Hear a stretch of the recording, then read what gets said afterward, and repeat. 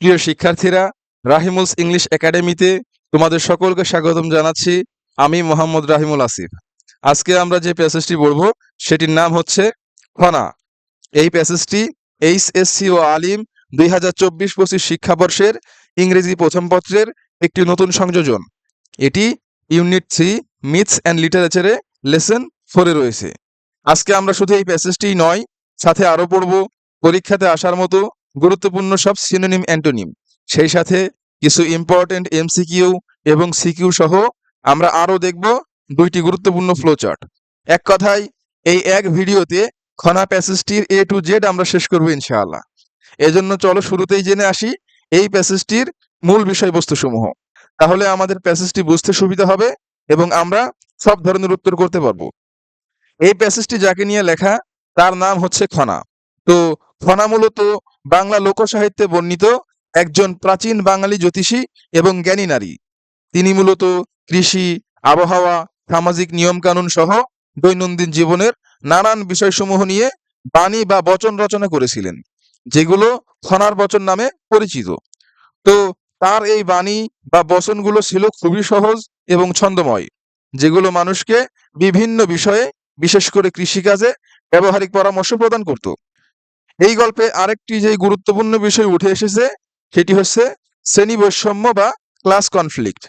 অর্থাৎ খনা একজন রাজজ্যোতিষী হয়েও গরিব কৃষক বা হাল চাষীদের সাথে যোগাযোগ রাখা বা তাদেরকে সাহায্য করার কারণে তিনি শাসক শ্রেণীকে রাগান্বিত করেছিলেন এবং ফলশ্রুতিতে তারই শ্বশুরের আদেশ অনুযায়ী তার জিহ্বা কেটে নিষ্ঠুরভাবে শাস্তি প্রদান করা হয়, যাতে খনা আর কৃষকদের সাথে কথা বলতে না পারে।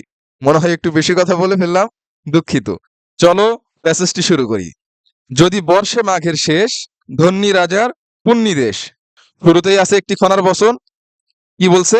If it rains at the end of Magh, the last month of winter, the kingdom will prosper. যদি মাঘের শেষে বৃষ্টি হয় তাহলে রাজ্য সমৃদ্ধি লাভ করবে। এখানে প্রসপার শব্দের অর্থ হচ্ছে সমৃদ্ধি লাভ করা। এর সিনোনিম হিসেবে আমরা বলতে পারি থ্রাইভ, ফ্লাউরিশ। আর এর অ্যান্টোনিম হিসেবে বলা যায় ফেইল, ডিগ্রেড। অর্থ, যদি মাঘের শেষে বৃষ্টি হয় তাহলে রাজ্যের ফসল ভালো হবে, আর ফসল ভালো হওয়া মানে হচ্ছে রাজ্য সমৃদ্ধি লাভ করবে। এরপরে the mystery that connects seasons with soil and crops with rain was no secret to her. এখানে দেখো, মিস্ট্রি শব্দের অর্থ হচ্ছে রহস্য।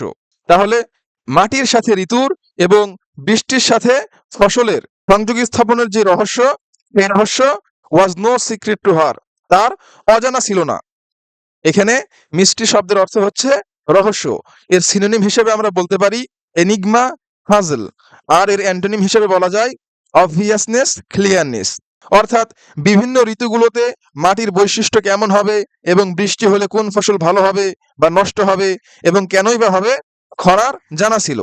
She realized the interdependence that links people and climate in myriad ways.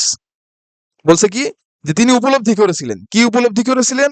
The ইন্টারডিপেন্ডেন্স, অর্থ হচ্ছে পারস্পরিক নির্ভরশীলতা। তাহলে তিনি সেই পারস্পরিক নির্ভরশীলতা উপলব্ধি করেছিলেন, যেটি মানুষ এবং আবহাওয়ার মধ্যে বিভিন্নভাবে যোগসূত্র স্থাপন করে। এখানে মিরিয়েড শব্দের অর্থ হচ্ছে অসংখ্য।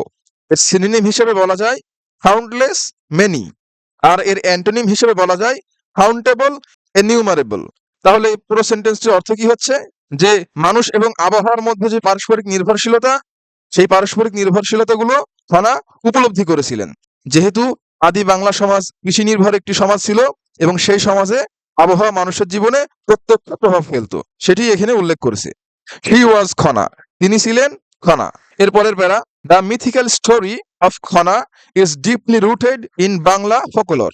এখানে মিথিক্যাল স্টোরি অর্থ হচ্ছে পৌরাণিক বা কাল্পনিক গল্প। তাহলে খনার যে কাল্পনিক গল্প বা পৌরাণিক গল্প বাংলা লোকসাহিত্যে গভীরভাবে গ্রথিত। ফোকলোর শব্দের অর্থ হচ্ছে লোককাহিনী। এখানে লোককাহিনী বা লোকসাহিত্য সম্পর্কে একটু বলি। লোককথা বা লোকসাহিত্য হলো কোনো জাতি, গোষ্ঠী বা সম্প্রদায়ের মানুষের প্রাচীন বিশ্বাস, গল্প, গান, প্রবাদ ও ঐতিহ্যসমূহ, যা প্রজন্ম থেকে প্রজন্মে মৌখিকভাবে ছড়িয়ে পড়ে। তো এর মূল বৈশিষ্ট্য হচ্ছে এই লোকসাহিত্যের কোনো লিখিত ইতিহাস নেই, এটি মৌখিকভাবে প্রচলিত। এটাই। তাহলে বাংলা লোকসাহিত্যে এই যে খনার যে পৌরাণিক গল্প, সেই পৌরাণিক গল্পটি গভীরভাবে গ্রথিত। এরপরের line, Khana originally named Leela was an incredible woman with a gift for predicting weather and understanding the ways of farming. তাহলে খনা, যার আসল নাম ছিল লীলা, তিনি ছিলেন একজন অবিশ্বাস্য নারী। তিনি কি করতে পারতেন? Predicting weather and understanding the ways of farming. এখানে তিনি আবহাওয়ার পূর্বাভাস বা ভবিষ্যৎবাণী করতে পারতেন এবং চাষবাস সম্পর্কে বিভিন্ন পদ্ধতি তার জানা ছিল। Her wisdom was shared through memorable rhyming verses known as Hona's words or Hona's বচন। এখানে দেখো, তার যে প্রজ্ঞা বা পাণ্ডিত্য সেগুলো ছড়িয়ে গিয়েছিল কিসের মাধ্যমে? মেমোরেবল রাইমিং ভার্সেস, অর্থাৎ মুখস্থযোগ্য ছন্দবদ্ধ চরণের মাধ্যমে, যেগুলো হনার বাণী বা হনার বচন নামে পরিচিত ছিল। এরপরের লাইন, দিস সেইংস দো simple and easy to remember were filled with deep knowledge and practical advices for farmers. যে তার এই বাণী বা উক্তিসমূহ, এখানে সেইংস মানে হচ্ছে বাণী বা উক্তিসমূহ, যে যদিও সেগুলো খুবই সরল এবং মুখস্থযোগ্য ছিল, কিন্তু তার এই বাণীগুলো পরিপূর্ণ ছিল। কি দ্বারা পরিপূর্ণ ছিল? গভীর জ্ঞান এবং কৃষকদের জন্য ব্যবহারিক পরামর্শ দ্বারা তার এই বাণীগুলো পরিপূর্ণ ছিল। এরপরের প্যারা, Hannah used her knowledge to help the peasants, but her actions often challenged the ruling class. Khana তার এই জ্ঞান কিসের জন্য ব্যবহার করত? হাল চাষি বা গরিব কৃষকদের সাহায্য করার জন্য। কিন্তু তার এই যে সাহায্য করার যে কাজ, সেই কাজটি কাদেরকে চ্যালেঞ্জ করছিল? রুলিং ক্লাস, অর্থাৎ শাসক শ্রেণীদেরকে চ্যালেঞ্জ করছিল। The rulers not pleased with her defiance punished her cruelly by cutting her ঠাং। যে এই শাসক শ্রেণীরা তার বিরুদ্ধচারণে সন্তুষ্ট না হয়ে তাকে নির্দয়ভাবে শাস্তি প্রদান করেছিল। কিভাবে? বাই কাটিং হার ঠাং, যে তার জিহ্বা কেটে তাকে নির্দয়ভাবে শাস্তি প্রদান করছিল। এখানে ডিফাইন্স শব্দের অর্থ হচ্ছে বিরুদ্ধচারণ করা। এর সিনোনিম হিসেবে আমরা বলতে পারি রেজিস্ট্যান্স, ডিসঅবিডিয়েন্স, আর এর অ্যান্টোনিম হিসেবে বলা যায় কমপ্লায়েন্স, অবিডিয়েন্স। তাহলে এই যে খনা, যিনি এরকম কৃষকদেরকে সাহায্য করত, এই সাহায্য করাটা শাসক শ্রেণীর কোনোভাবেই মেনে নিতে পারে নাই। এখানে একটা শ্রেণী বৈষম্য বা ক্লাস কনফ্লিক্টের উপস্থিতি আছে। অর্থাৎ কৃষকরা যে ভালো থাকবে, এটি শাসক শ্রেণীরা কখনোই চাইতো না। এই জন্য খনাকে শাস্তি স্বরূপ তার জিহ্বা কেটে দেওয়া হয়, যাতে সে আর কৃষকদের সাথে কথা বলতে না পারে অথবা কৃষকদেরকে কোনো ভালো ব্যবহারিক পরামর্শ না দিতে পারে। Thus, she became known as Khana, which means someone who cannot speak. এভাবেই তিনি খনা নামে পরিচিত হয়ে উঠলেন। তাহলে খনার আসল নাম কি ছিল? লীলা। তো এই যে খনা নামে যে পরিচিত হইলেন, এই খনা শব্দের অর্থ কি? খনা শব্দের অর্থ হচ্ছে যে কথা বলতে পারে না, অর্থাৎ বোবা। এরপরের line, despite this harsh punishment her wisdom lived on through her sayings which have been down for over 1500 years. তাহলে এই কঠোর শাস্তি প্রদান করা সত্ত্বেও তার প্রজ্ঞা যেটা ছিল সেটা জীবিত রইল। কিসের মাধ্যমে? থ্রু হার সেইংস, অর্থাৎ তার বাণীর মাধ্যমে তার এই প্রজ্ঞাগুলা জীবিত রইল। Which have been down for over 1500 years, যেগুলো 1500 বছরেরও অধিক সময় অতিক্রম করছে। এরপরের para, there are many versions of খনার স্টোরি। তাহলে খনার গল্পের অনেক ভার্সন বা সংস্করণ রয়েছে। ভার্সন শব্দের অর্থ হচ্ছে সংস্করণ। পরে one retelling goes like this, যে একটা সংস্করণ বা একটা গল্প এরকম যে, in the kingdom of Deolnagar there was a royal astrologer named Varah who served king Dharmaketu. সে দেউলনগর রাজ্যে ভারাহ নামের একজন রাজ জ্যোতিষী ছিল। অ্যাস্ট্রোলজার শব্দের অর্থ হচ্ছে জ্যোতিষী। এর সিনোনিম হিসেবে বলা যায় ফার্মিস্ট বা ফরচুন টেলার। তাহলে সেই ভারাহ নামের যে রাজ জ্যোতিষী ছিল, তিনি কি করত? রাজা ধর্মকেতুর সেবায় নিয়োজিত ছিল। who served king Dharmaketu. Sadly, Vara's wife died while giving birth to their son Mihir. যে দুঃখজনকভাবে তাদের সন্তান মিহিরের জন্মদানের সময় ভারার স্ত্রী মারা যান। পরের বেড়া, worried about his son's future, Vara saw in the stars that Mihir was destined for a life of trouble and death. তাহলে ভারা তার সন্তান মিহিরের ব্যাপারে চিন্তিত হয়ে ভারা saw in the stars, অর্থাৎ হচ্ছে যে ভারা নক্ষত্র গণনা করে দেখলেন যে মিহিরের জন্য দুর্ভোগময় জীবন এবং মৃত্যু পূর্ব নির্ধারিত, অর্থাৎ অবধারিত। এরপরে heartbroken, Farah decided to save Mihir by placing him in a copper pot and setting the pot aloft on the river Vidyadhari. তাহলে ব্যথিত হয়ে ভারা কি সিদ্ধান্ত নিলেন? যে তার ছেলেকে বাঁচানোর সিদ্ধান্ত নিলেন। কিভাবে? By placing him in a copper pot, যে তার ছেলেকে একটি তামার পাত্রের ভিতরে রেখে এবং সেই পাত্রটি বিদ্যাধর নদীর পানিতে ভাসিয়ে দেওয়ার মাধ্যমে তার ছেলেকে বাঁচানোর সিদ্ধান্ত নিলেন। The baby was found and rescued in Sri Lanka where he was raised by the king. বাচ্চাটিকে শ্রীলঙ্কাতে খুঁজে পাওয়া হয় এবং উদ্ধার করা হয়, যেখানে সেই বাচ্চাটি রাজার দ্বারা লালিত পালিত হয়।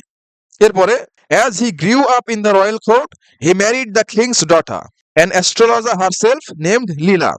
অর্থ হচ্ছে যেহেতু মিহির ওই রাজদরবারে বা রাজার পরিবারেই বেড়ে ওঠে, তাই মিহির রাজকন্যা লীলাকে বিবাহ করেন এবং রাজকন্যা লীলা তিনিও একজন জ্যোতিষী ছিল।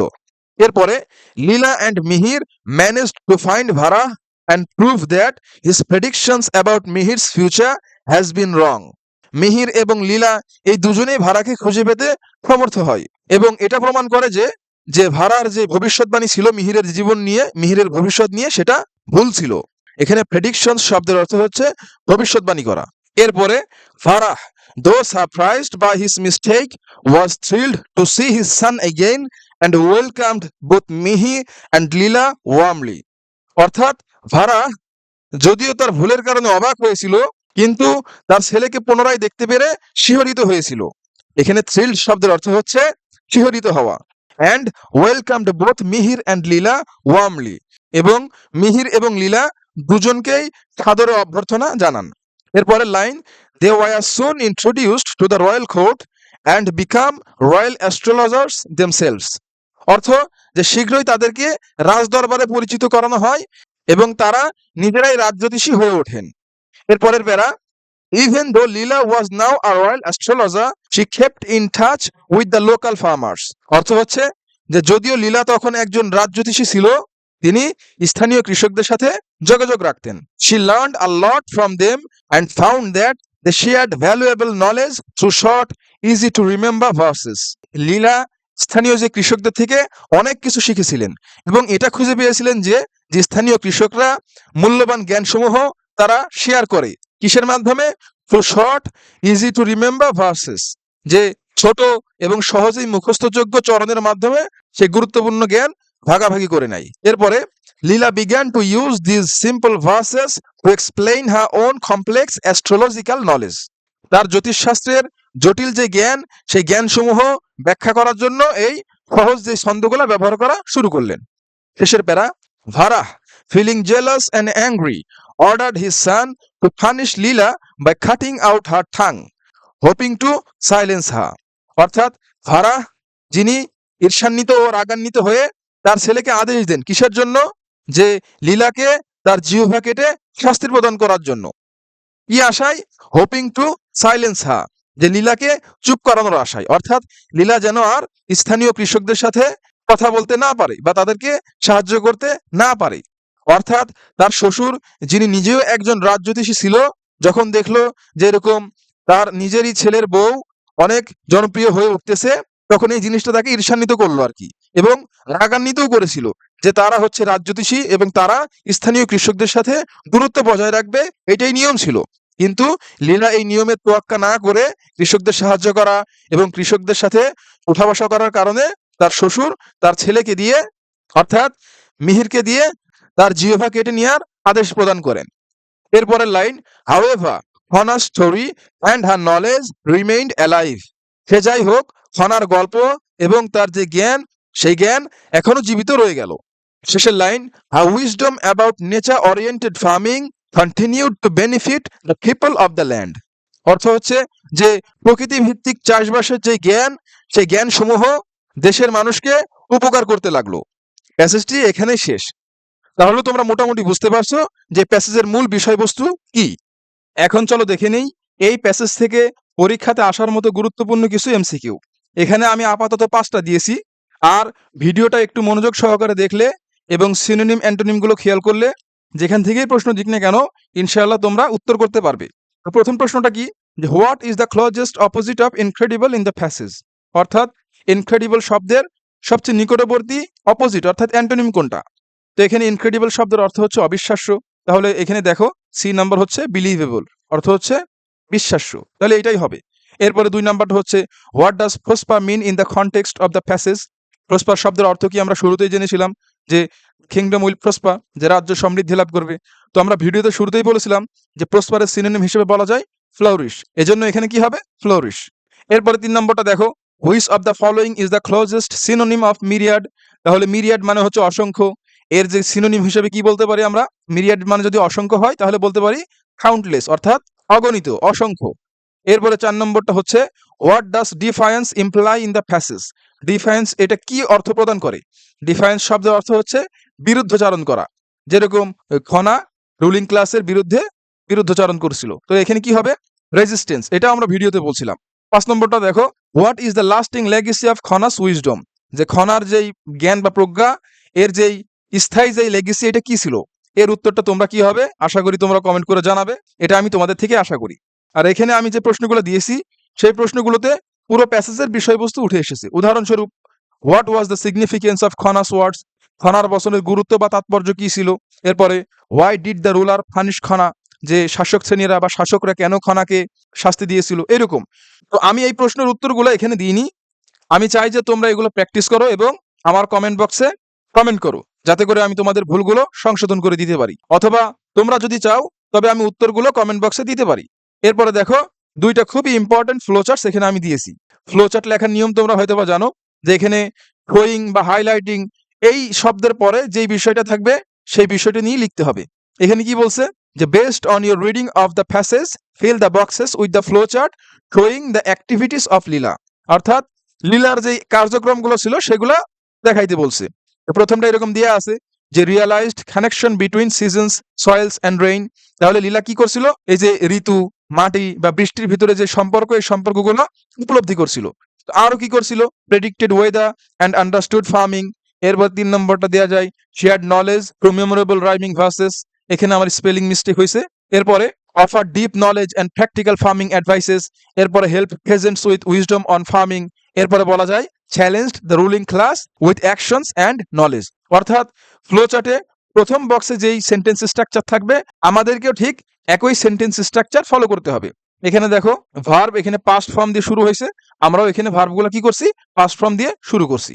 এরপর একটা fill the boxes of the flowchart showing the incidents of Mihir and Leela's life. কি দেখাইতে হবে? যে মিহির এবং লীলার লাইফের যেই ঘটনাসমূহ আছে সেই ঘটনাসমূহ দেখাইতে হবে। প্রথমটা Mihir being put in a copper pot. এরপরে আমরা দিছি কি যে Mihir being rescued and brought up in Sri Lanka. এরপরে আমরা দিছি যে Mihir getting married with Lila the king's daughter. এরপরে Mihir and Lila meeting Varah and becoming royal astrologer. এরকম আমরা 5টা দিয়েছি। তো আমি আর ভিডিওটা লম্বা করতে চাচ্ছি না। যদি তোমাদের আমার করা ভিডিওগুলো ভালো লেগে থাকে এবং আমার করা ভিডিওগুলো থেকে তোমরা কোনো কিছু শিখতে পারো, তাহলে অবশ্যই চ্যানেলটি সাবস্ক্রাইব করে পাশে থাকবে। আর সেই সাথে সাথে আশা করি তোমাদের বন্ধু মহলেও আমার চ্যানেলটি শেয়ার করবে। দেখা হচ্ছে পরবর্তী ভিডিওতে। সে পর্যন্ত ধন্যবাদ সকলকে। আল্লাহ হাফিজ।